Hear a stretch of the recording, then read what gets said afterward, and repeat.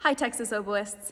My name is Dr. Kathleen Carter Bell and I am a professional oboist and educator based in Amarillo.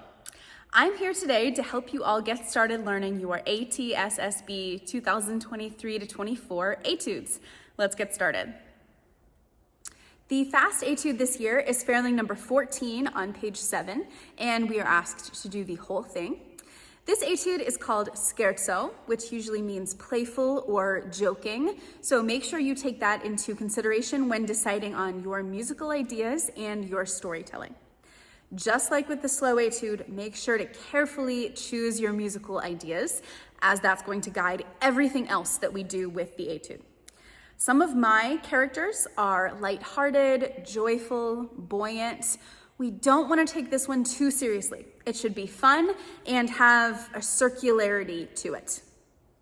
The tempo range that we are given for this one is quarter note equals 104 to 112. No matter what, make sure that you do not play this one faster than you can do it cleanly with musical expression and phrasing.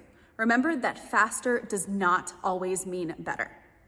Since we've decided that this etude is joyful and light, we want our articulation to match. And for me, this means on the wind articulation. So what does on the wind articulation mean? On the wind articulation is when we blow as if we're playing a whole note. So an unbroken line of wind supported from our abs, and we use our tongue to just bisect the air very lightly. It's kind of like skipping rocks. So whenever we skip a rock, the rock shoots forward over the lake, and that forward motion should be like our air. And each time that the rock just barely skips or kisses the water, that's like our tongue lightly touching the tip of the reed, but not overly interrupting the airstream.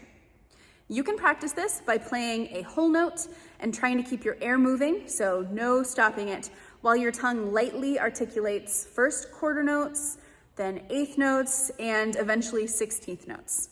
The lighter your tongue can be, the easier it will be to articulate speedily. Starting this etude can be tricky. We want to practice starting it many times because if we can start it well, then we are setting ourselves up for the rest of the etude. When we're making an entrance, make sure that you're already thinking about the pulse, the beat, before you start, and make sure that you are subdividing that beat. In this case, we want to be subdividing 16th notes before we start. Then practice breathing out, setting your embouchure and your tongue in the tip of the reed so that it is ready to go, and then practice releasing it, all in tempo. Don't breathe at the very last second for this one because you have to give yourself time to get your embouchure all set and primed, ready to go. Practice breathing in on 1, setting everything on beat 2, ready to go, and then releasing on the E of 2 with the very first notes.